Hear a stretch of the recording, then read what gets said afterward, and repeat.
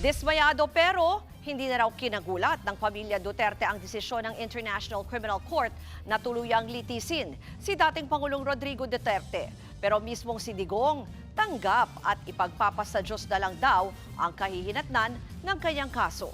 Narito ang Express Report ni Mobile Journal, Fatima Baduria.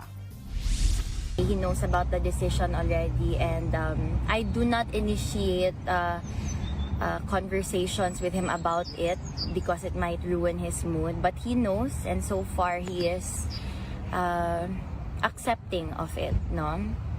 Like he always says, wala tayong magawa eh. Leave it up to God.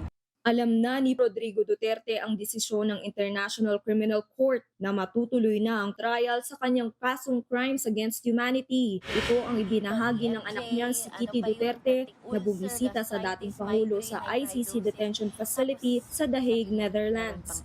He said, wala eh, simple lang tayo. Kung may pera pa sana ako, di sana ako nandito, bayaran ko silang lahat. Even without watching, no, we still keep a close eye on the case. We kind of expected the results already with the appeal on jurisdiction. Disappointed but not surprised. Ayon naman kay ICC Assistant to Counsel Cristina Conti, hihintayin pa kung kailan mismo magaganap ang paglilitis. Sa probisyon ng Rome Statute, kailangan ng presensya ng akusado sa paglilitis. Buwan ang abuti nito.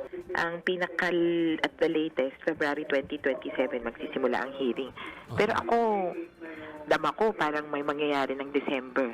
Ready na ba kayong mag-White Christmas? Higit 500 testigo at pamilya ng mga biktima ng war on drugs ang papayagang tumestigo. Kakatawanin sila ng common legal team na kinabibilangan ni Joel Butuyan, Gilbert Andres at Paulina Masida. Naniniwala naman si dating Senador Antonio Trillanes na bukod kay dating Pangulong Duterte ay may iba pang dapat maisyuhan ng arrest warrant dahil sa madugong war on drugs. Hanggang kay General Albayalde. Aside kay Bongo, Bato, tsaka kay Digong. 8 po yan, pero sa sobrang taas nga ng threshold nila ng kumbaga quantum of evidence, baka ang maaabot lang natin is maximum yun na 4. Nagbabalita mula sa Frontline, Mobile Journal, Fatima Baduria, News 5. Mga kapatid, Ruth Cabalco, para sa mabilis na pasada ng mga balitang dapat niyong malaman, mag-follow at mag-subscribe sa social media pages ng News 5.